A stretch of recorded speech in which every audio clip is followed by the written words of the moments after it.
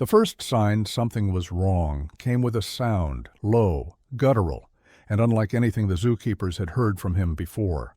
Kaya, the 420-pound silverback gorilla, who usually greeted staff with quiet calm, was now crouched in the far corner of his enclosure, eyes sharp, muscles tense. He growled, not in warning, but in warning to stay away. The visitors gathered behind the glass barrier were silent. Even the children, normally loud with excitement, seemed to sense the shift in energy. Across the compound, Senior Keeper Elise Moreno received the radio call. Kaya's isolating, third day in a row, not eating again. She didn't wait for more. Dropping her clipboard, Elise rushed to the great ape pavilion, heart pounding, not out of fear, but worry. Kaya wasn't just any gorilla. She'd helped raise him from adolescence, watched him develop into a calm, confident leader of the troop. He wasn't known for displays of aggression, but now, as she stepped through the zookeeper's access gate and approached the enclosure's interior door, Kaya's eyes flicked toward her. He didn't charge, he didn't vocalize. But he watched, intensely, and shifted just enough to shield something in his lap. Elise froze. "Kaya," she said gently, crouching low, palms open, "it's me. I'm not here to take anything. I just want to see you." The silverback didn't respond. His breath came in slow, steady exhales, but his hands, both massive, calloused, and usually relaxed, were clenched tight, tighter than she'd ever seen. She tried to see what he was holding, but the angle was wrong. All she could make out was that Kaya's upper body trembled slightly, almost imperceptibly, but not from cold. Behind the glass, a family watched with nervous curiosity. One child whispered, "Is he sick?" Elise wasn't sure how to answer, even to herself. Back in the control room, Elise reviewed footage from the last 48 hours. Kaya had barely moved from that same corner. No social interaction, no grooming, no vocalizations to the rest of the troop. But what caught her eye most was how he kept his body curled, his arms always folded close, cradling something. Every time another gorilla came near, he postured defensively, turning away or growling until they backed off. Elise replayed a moment from last night. Lightning flickered in the distance through the enclosure's skylight. Kaya rocked slowly, protectively, eyes fixed on the space in his lap. She hit pause, zoomed in. His fingers were trembling. She stood abruptly. "I'm going in," she told the vet on staff, Dr. Roman Viteri, who had just arrived. He placed a firm hand on her arm. "Not yet," Roman said. "If he's hiding something, we need to see what it is before we spook him." "I don't think he's hiding it," Elise whispered. "I think he's protecting it." Outside, Kaya remained hunched in the corner. The rain had started again, tapping softly against the glass dome. But he didn't flinch. Whatever he held, whatever made his great hands tremble, he wasn't ready to let go. By the fourth day, Kaya had stopped eating completely. The morning feeding tray sat untouched at the far end of the enclosure. Bananas, sweet potatoes, everything he usually loved, now collecting flies. His troop moved cautiously around him, their usual routines muted, like they too sensed something sacred in Kaya's silence. A younger male named Tambo approached once, chest puffed in a show of curiosity. Kaya met his gaze with a low rumble and an instant flash of teeth. Tambo backed away. No one else tried again. Elise stood just outside the access panel, arms folded, jaw tight. "He's getting weaker," she muttered. "Look at his shoulders. He's not holding weight the way he normally does." Dr. Roman Viteri tapped the monitor beside her, slowing down the security footage from overnight. "He's barely slept. Look here. 3:14 a.m., rocking motion, arms locked tight again, still shielding whatever's in his hands." Elise leaned closer. "He's shaking again." "Not from tremors," Roman said. "That's tension. He's holding something alive." The words hung heavy in the air. Elise pulled up another clip, this one from 2 nights ago. Kaya had shifted his body just enough for a fraction of something to become visible. A small limb, pale, fragile, but too quick to be identified. It vanished again within seconds as Kaya curled back around it, pressing both hands together with impossible gentleness. "That's not food," Roman said softly. "That's something else." "I want to try getting closer," Elise said. "Let him see me, smell me. Maybe I can earn his trust long enough to get a clearer look." Roman didn't protest this time. 2 people max, no sudden movements. They entered the inner access corridor, a steel-gated tunnel separating staff from enclosure. As the doors hissed open, Kaya turned. His eyes found Elise immediately. She dropped to her knees, no gear, no gloves, just her voice. "Kaya, buddy, it's me. I'm not here to take anything from you. I just want to help." He didn't growl, but his expression hardened, a silent warning. He shifted again, this time just slightly enough that Elise caught a glimpse. Something small, curled, tucked between his wrists. Elise gasped. "Roman, do you see that?" "I do," the vet whispered. "It's alive." Kaya's fingers twitched. His shoulders trembled more violently now. His head dipped low. There was a soft, almost imperceptible sound, one Elise had never heard him make. Not a growl, not a grunt. A whimper, her voice cracked. "Kaya, is that a baby?" The silverback closed his eyes, leaned forward slightly, and tucked the object deeper into the crook of his arms. His fingers trembled harder now, as if every muscle was fighting to stay still, fighting not to let go. Roman exhaled. "If he's holding what I think he's holding, we've got no time to wait." Elise's voice broke. "Then we need to find out where it came from, fast." The zoo's emergency response team was activated by noon. Elise paced outside the surveillance control room, eyes glued to the monitors. Inside Kaya's enclosure, the silverback remained in his corner, rocking gently with the same trembling grip. His troop kept their distance now. No one dared approach him. The youngest female, Naya, sat nearby, watching Kaya with her head tilted, sensing something none of them could understand. Back inside, Roman pulled up the digital archive. "Every newborn in our care has been accounted for," he said, scrolling quickly through the logs. "No births, no transfers, nothing scheduled or reported missing from the primate wing." "Then where the hell did it come from?" Elise whispered. Another keeper, Shane, poked his head in. "We just checked with security. 2 days ago, someone breached the north gate near the outer holding pens. We found muddy footprints. Looked like someone tried climbing the fencing." Roman's head snapped toward him. "Wait, are you saying someone smuggled a newborn monkey into Kaya's habitat?" Shane nodded grimly. "Or dropped one trying to get out." Elise's mind reeled. "That doesn't make sense. What kind of person throws a baby monkey into an enclosure with a 400-pound gorilla?" Roman's voice was cold. "The kind who wants to get rid of it and doesn't care how." In that moment, Elise made a decision. "I need to see what he's holding. We can't keep guessing. He's losing strength." Back at the enclosure, a new plan unfolded. A long-zoom DSLR camera was mounted on a stabilized tripod, focused through the triple-paned glass of the viewing window.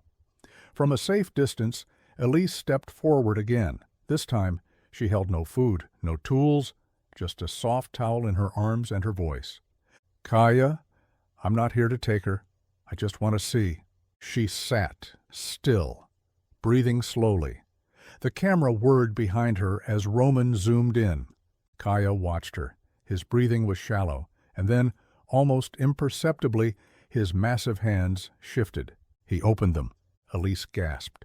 Nestled in his dark, calloused palms, no bigger than a coffee mug, was a newborn monkey. Eyes still shut, pink skin visible under the fine layer of damp fur. It let out a soft twitch, barely a movement, but unmistakably alive.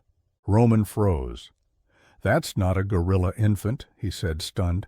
"That's a colobus monkey, just days old." A hush fell over the team. Kaya's massive frame curled tighter again, shielding the tiny creature as if her life depended on it. Elise's voice cracked. "He's been keeping her warm this whole time." Roman's hand shook as he adjusted the focus. If he hadn't, she would have died that first night. Outside, the first streak of sunlight broke through the clouds, casting a beam into the enclosure. Kaya sat in it, eyes heavy, shoulders weak, but hands still trembling with relentless care. The news hit social media within hours. Silverback saves infant not his own. Gorilla protects baby monkey for days. Zookeepers stunned. Kaya wasn't a danger. He wasn't erratic. He was protecting her, and now they had to protect them both. Time was running out. By morning, Kaya's arms sagged from fatigue. The newborn monkey, so impossibly small against his enormous chest, shifted weakly, her movements faint and fading. Elise knew they were down to hours, maybe less. Every breath from the infant was shallow. Every heartbeat Kaya gave to protect her was draining him. Inside the vet clinic, Roman barked out instructions. "We need an incubator, warming fluids, electrolytes prepped. If we can get her stabilized within 10 minutes of transfer, we have a chance." But transferring her meant separating Kaya from the only thing he was protecting, and that might break him. Elise stood outside the enclosure gate, holding a soft folded flannel blanket warmed in the dryer. She exhaled slowly and opened the gate with a sharp click. The team held their breath. Kaya stirred. She stepped into the outer barrier. No cage, no sedatives. Just her, the blanket, and the trust they'd built over years. "Kaya," she whispered, "you did everything right. But now we need to help her. I promise I'll be gentle." The silverback didn't move at first. Then, slowly, he lifted his head. His eyes met hers, sunken, red-rimmed, heavy with exhaustion. He glanced down at the fragile life in his hands. One massive finger brushed the infant's back, as if saying goodbye. Elise's eyes filled with tears. "You're ready," she whispered. She crouched low, extending the blanket without touching him. Kaya leaned forward, and with one trembling arm, he placed the baby in the cloth. A sound escaped him, a low, guttural breath. Not fear, not anger. Release. The second she secured the infant, Roman stepped in, moving fast. He rushed the baby inside, wrapping tubes, warming fluid, the whole team already in motion. Monitors beeped. The tiny monkey's chest rose and fell. Again and again. Back at the enclosure, Kaya hadn't moved. He stared at the gate Elise had disappeared through. His arms were empty for the first time in days. He looked lost. Elise returned minutes later, face glowing with hope. "She's stable," she said through the glass. Kaya looked at her. Then, for the first time in 5 days, he let his arms fall completely to his sides and lay down. Not in fear, not in grief, but in peace. Later that evening, a private screen was wheeled to Kaya's enclosure. On it, the team played a live video feed from the vet room. The infant, now resting in an incubator, twitched her small fingers. Kaya's eyes locked onto the screen. He didn't make a sound, but his hand reached forward, pressed gently against the glass. 3 weeks passed. The infant colobus monkey, nicknamed Kali by staff, was thriving under 24-hour veterinary care. She was eating on her own now, her eyes open and alert, tiny limbs growing stronger every day. But each time Elise checked in on Kaya, she saw the same thing, him sitting near the viewing glass, still watching, still waiting. He was eating again, regaining strength, but something in him remained quiet, unfinished. "She misses him," Roman admitted one morning, gently stroking Kaylee's back, "and I think he misses her too." Elise made the call. They began a careful reintegration protocol, not to place the infant directly into Kaya's enclosure, but to bring them into contact, inch by inch. First, scent-swapped blankets, then audio recordings, then visual line of sight from across a protected gate. Every time Kaylee chirped, Kaya looked up. Every time Kaya approached the mesh, Kaylee crawled closer. The moment of truth came on a bright afternoon, sunlight pouring through the observation dome. Under the close supervision of both the primate care team and a tranquilizer team standing by, they opened the shared corridor between Kaya's habitat and the quarantine pen holding Kaylee. Elise held her breath. Kaya didn't charge. He didn't roar. He sat down and waited. Kali, no longer fearful, crawled forward. Her tiny hands reached for the familiar scent, the deep rumbling presence that had once shielded her from a storm. She climbed into Kaya's lap, and Kaya, gentle, deliberate, lowered his hand around her like a blanket. Staff wept quietly behind the glass. Weeks later, the zoo released an official statement. Interspecies guardianship observed between adult male gorilla and orphaned colobus monkey, both thriving. The story made global headlines. Wildlife magazines ran spreads titled "The Giant and the Infant," "Hands That Healed," and "Guardian of the Lost." Children visiting the zoo pressed their hands to the glass, hoping to see Kaya and Kaylee napping in the sunlight or playing in slow, careful movements. One reporter asked Elise what she thought had happened that day. Kaya first refused help. Her answer was simple. "He made a decision," she said. "He saw something fragile and chose to protect it, not out of instinct, out of love."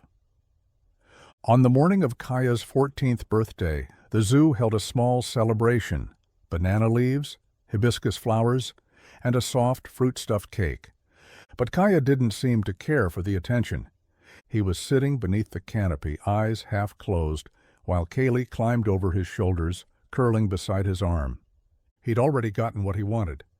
And as the crowd watched from behind the glass, Elise stood in silence, heart full. She didn't see a gorilla, she saw a father. Sometimes the most powerful guardians come in unexpected forms. Kaya didn't need words to show compassion. He didn't need to roar to be heard. All he needed were his hands, and the will to protect something smaller than himself. In a world quick to label what we don't understand, he reminded us that gentleness can live within strength, and that love can cross any boundary, even between species. If this story moved you, please like this video, subscribe to our channel, and share it with someone who believes animals feel more than we know. Because sometimes they understand us better than we understand ourselves.